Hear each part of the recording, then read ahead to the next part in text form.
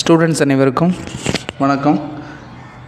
இப்போ நம்ம 6th கொஸ்டினில் இருக்கோம். டீட்டெயிலில் state the universal law of gravitation and derive its mathematical expression. இதோட ஆன்சர்ஸ் வந்து பேஜ் நம்பர் 8ல் இந்த நியூட்டன்ஸ் யூனிவர்சல் லா ஆஃப் கிராவிடேஷனில் இங்கேருந்து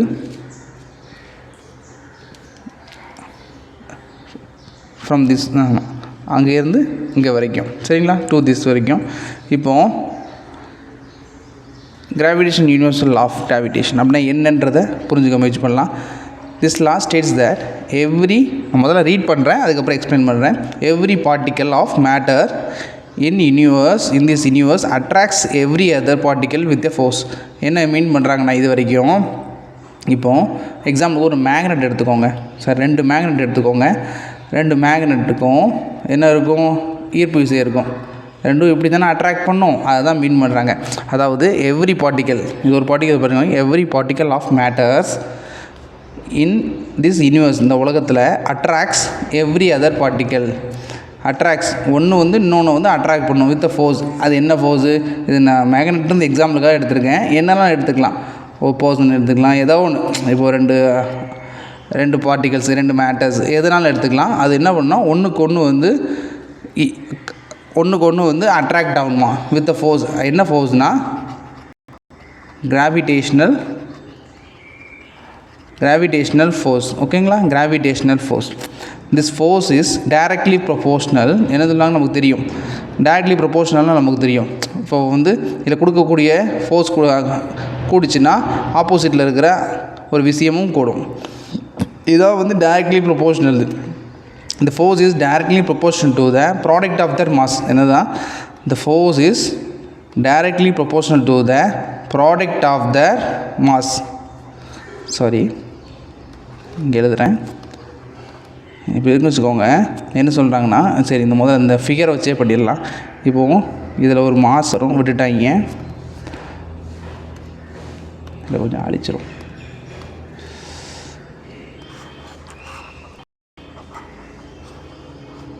சரி, நான் சொல்கிறேன். இப்போது இது ஒரு பார்ட்டிக்கல் வச்சுக்கோங்க, இது ஒரு பார்ட்டிக்கல், சரிங்களா. அந்த 2 பார்ட்டிக்கல் இருக்குது. அந்த 2 பார்ட்டிக்கலும் கைண்ட் ஆஃப் மாஸ் இருக்கும். இப்போ நம்ம இருக்கணும்னா நம்மளுக்குன்னு ஒரு வெயிட் இருக்கும்ல, அதை தான் மீன் பண்ணுறாங்க. ஸோ ஒரு மாஸ் இருக்கும். இந்த மாஸ் என்ன ஆகும்னா அட்ராக்ட்ஸ் ஆகும்னு சொல்லிட்டு நம்ம ஏற்கனவே பார்த்துட்டோம் ஃபஸ்ட் பாயிண்ட்லேயே. ஒன்றுக்கு ஒன்று அட்ராக்ட் ஆகும். the force is directly proportional to the product of their mass. the force is directly proportional to the product of their mass. இந்த ரெண்டுக்கும் அதோட பெருக்கல் பலன் இருக்குது பார்த்திங்களா, அதுக்கு ஃபோர்ஸ் வந்து டைரக்ட்லி ப்ரொபோஷ்னலாக இருக்கும் அப்படின்னு மீன்றாங்களா. ஃபோர்ஸ் வந்து directly proportional to masses of 2 products, சரிங்களா. Product of their masses and இன்வெர்ஸ்லினா இது டைரக்டானு சொன்னேன், இது கூடுச்சுன்னா இது கூடும். அப்போ இன்வெர்ஸ்லினா இது கூடுச்சுன்னா அது குறையும். அப்போ அதுக்கு என்ன பண்ணணும்னா இன்வெர்ஸ்லி 1 by போட்டணும்.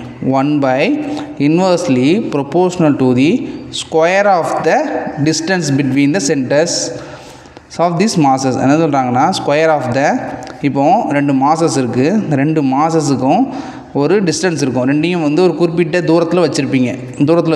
அப்போது ரெண்டுக்கும் இடைப்பட்ட தூரம் இருக்குது பார்த்திங்களா, அதை ஆர்னு டினோட் பண்ணுறாங்க. அந்த ஆர் என்னவா, square of the distance, square of the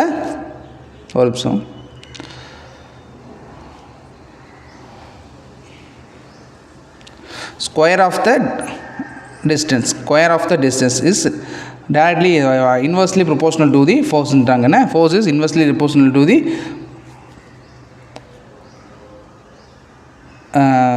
distance of the square of the distance, சரிங்களா.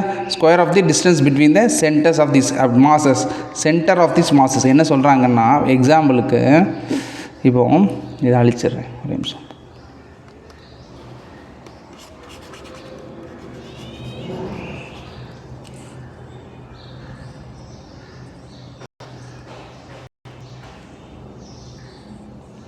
சரி, இப்போது இங்கே 2 பால் இருக்குன்னு வச்சுக்கோங்க. எக்ஸாம்பிளுக்கு இது 2 என்ன ஆகுதுன்னா அட்ராக்ட்ஸ் ஆகுது. ஸோ 2க்கு உண்டான டிஸ்டன்ஸ் வந்து ஆர்னு சொல்கிறாங்கன்னு வச்சுக்கோங்களேன். ஆர்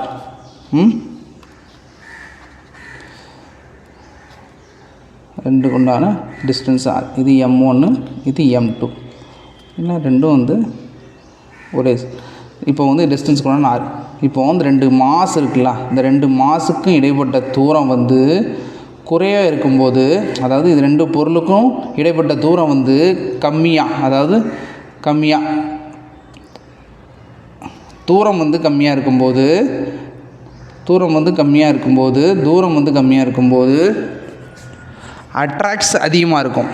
அதாவது இதோட ஈர்ப்பு விசை அதிகமாக இருக்கும். இதே இது 2 பொருளையும் தூரமாக வைக்கும், டிஸ்டன்ஸ் மோராக இருந்துன்னு வச்சுக்கோங்களேன். டிஸ்டன்ஸ் மோராக இருந்ததுன்னா இதோட இந்த மாசஸோட அட்ராக்ட்ஸ் என்னவாக இருக்கும்? லெஸ்ஸாக இருக்கும். இங்கே என்னவாக இருக்கும்? மோராக இருக்கும். புரியும்னு நினைக்கிறேன். திரும்ப சொல்கிறேன், கவனமாக கேட்டுக்கோங்க. 2 பொருள் இருக்குது. அந்த 2 பொருளையும் பக்கத்தில் வைக்கும்போது அதோட ஈர்ப்பு விசை அதிகமாக இருக்கும்.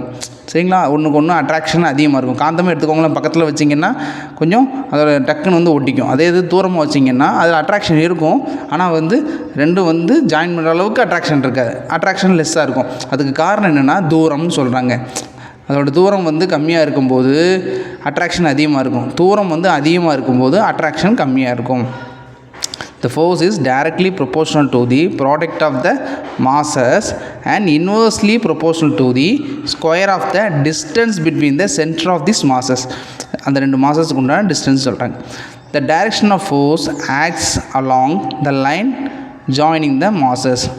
என்ன சொல்கிறாங்கன்னா, இந்த 2 மாசஸ் இருக்குன்னு வச்சுக்கோங்க. இந்த 2 மாசஸும் இந்த டைரக்ஷன் ஆஃப் ஃபோர்ஸ், இதோட டைரக்ஷன் ஆஃப் ஃபோர்ஸ் என்னது? இது இந்த பக்கம், இது இந்த பக்கம். So direction of force along acts the line joining the masses. இந்த 2 மாசஸும் ஜாயின் ஆகும் பார்த்தீங்களா, ஜாயின் ஆகக்கூடிய திசையில் வந்து டைரக்ஷன் ஆஃப் ஃபோர்ஸ் இருக்கும்னு சொல்லிட்டாங்க. சரி, நெக்ஸ்ட்டு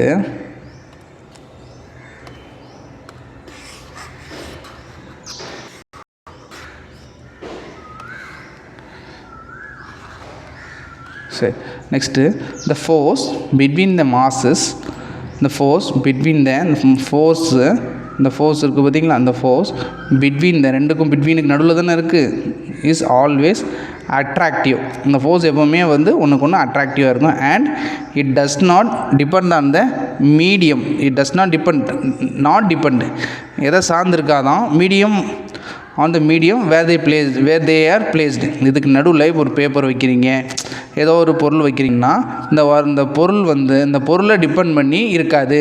அட்ராக்ஷன் இருந்துச்சுன்னா அது அட்ராக்ட் ஆகும் அப்படின்னு சொல்கிறாங்க.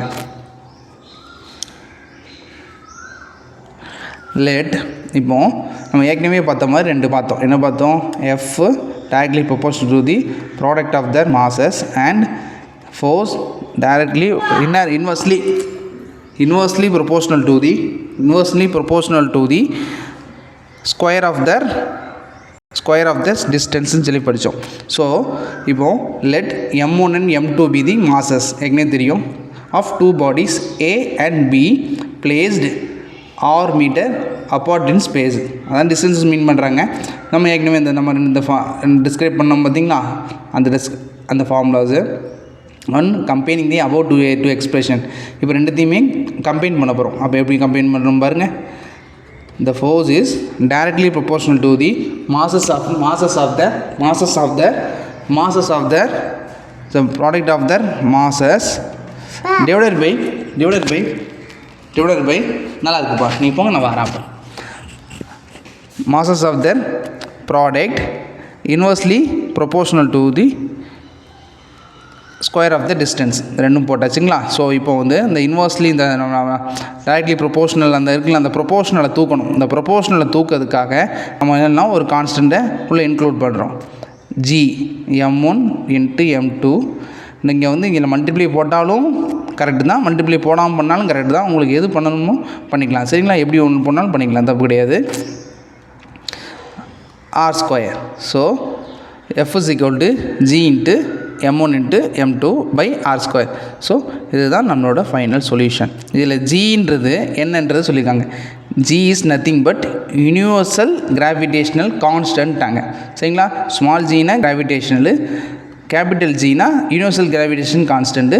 இதோட வேல்யூ கொடுத்துருக்காங்க இன் SI யூனிட்டில் 6.674 × 10 to the power of minus 11 newton metre square kilogram power -2. சரிங்களா? யூனிட் கண்டிப்பாக எழுதணும். இது வரைக்கும் இதோட ஆன்சர். சரிங்களா? புரிஞ்சிருக்கும் நம்புகிறேன். அடுத்த கிளாஸில் பார்க்கலாம். நன்றி.